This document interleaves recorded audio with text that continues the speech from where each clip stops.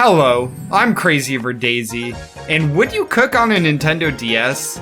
Because I certainly did. To be more specific, I'm talking about personal trainer cooking for the Nintendo DS. This was actually a part of two lines. First, it was the Touch Generation line, which, let's be honest, is games made for everybody, aka non-gamers. So this included grandma, your kids, your grandma's kids, right?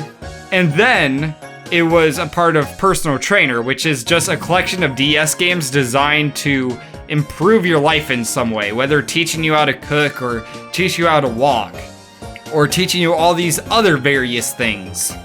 So I decided, you know what? I've cooked before. Let me use this app and give it a try. So I opened up the app, set it up, and well, to show you what I'm doing, I can't just show gameplay. It's cooking after all. So we have to snap back to reality. Oh, there goes gravity. Now you see me in my physical form. So what's happened is that you could pick from any country. Well, not any country, because that would be a lot of recipes, but there's a lot of countries to choose from, and I decided to choose Hungary, because food from Hungary, haha. So, first off, it's great. I mean, it shows you all the ingredients you need. You can do a preview of all the steps. And then you start cooking. Okay. So, first I gotta say, these are very great instructions, right? The instructions were very clear, they were easy to follow, and as somebody who is more of a tech/interactive learner, this was a very great way to learn how to cook. And I'm probably gonna use this in the future if I'm being completely honest. But that doesn't mean there aren't downsides. First, the biggest one straight out of the gate is the microphone. Now, it does seem like a good idea to have voice commands, because when you're cooking, your hands get all messy, you know, and the area around you is getting messy too, so you want your DS in like a somewhat like far away place, right? The only problem with that is that the DS microphone just sucks. Like, it's a decent microphone for what it's supposed to be, but recognizing voice commands, on the other hand, the thing is that it picks up every noise. So even if you just whisk your bowl a bit too hard and make a noise, it might just skip forward. And if it skips forward too much without you noticing, you have to like go back like a bunch. And God forbid if you're trying to go back with voice commands, Jesus. The second problem is that it doesn't really show you what to do if you don't already know basic cooking skills. So for example, with this recipe, it's said to dice tomatoes in 3/4 cuts. The thing is that I know how to do this because I've worked in a kitchen before, and sure, most people should be able to know how to dice something in squares. But what if you don't? And sure, this is like a bit of a silly example, but then it gets into more complicated stuff, like cutting open a fish, for instance. Do you know how to really cut open a fish or fillet one? I bet most people don't. That's why fish generally is pre-cut at the store, right? Also, side note, they actually do show you, but it's deep in the settings, and even then, like, they don't show you every single thing. So sure, you'll be able to cut parsley, but they're not gonna show you how to cut the tomatoes. So let's go through the recipe I made. I made Hungarian goulash. And it was a lot easier than I thought it was. I mean, I could practically summarize most of it right now. You just cut some onions, you cut some tomatoes, cut some beef, then you saute the beef, saute the veggies, put paprika on the veggies, then you add broth, lemon juice, and heavy cream, and then voila, you have your dish. And man, this is actually kind of short. There isn't really a lot. Wait a minute. There's a second one?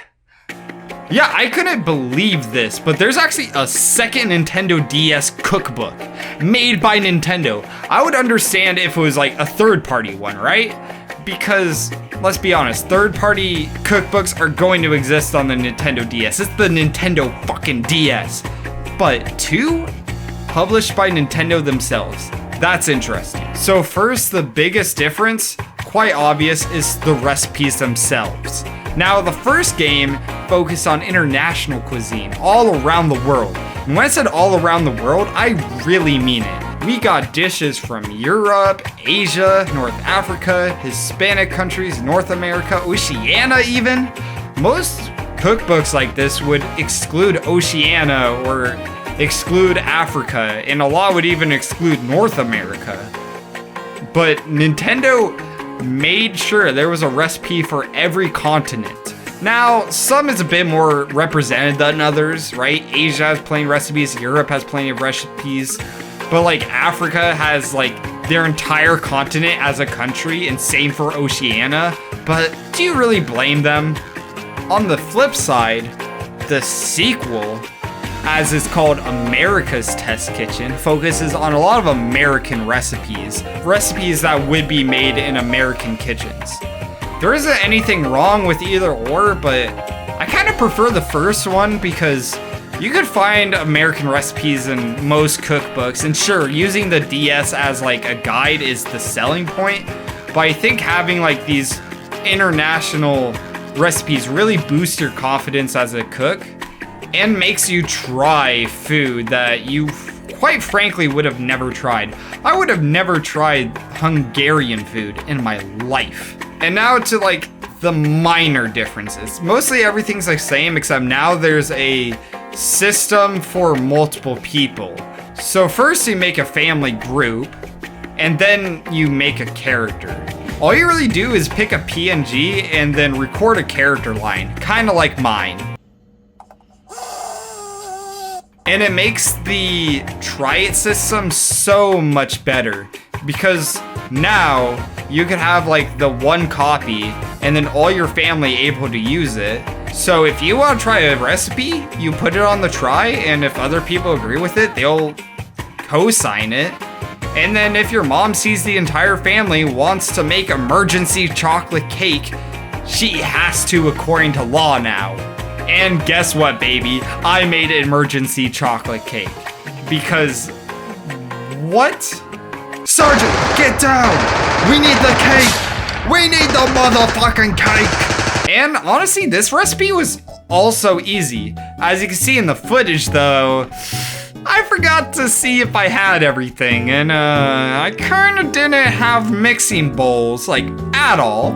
So originally I used Tupperware. I thought that was fine. Tupperware, easy money. No.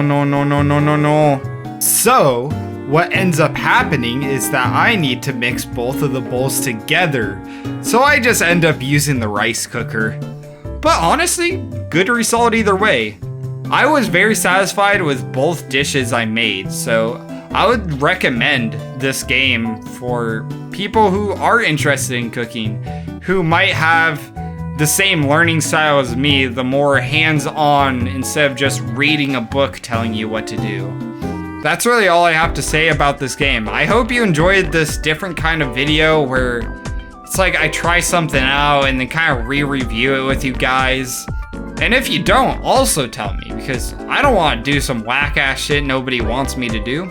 So anyways, peace out, and see you till next time.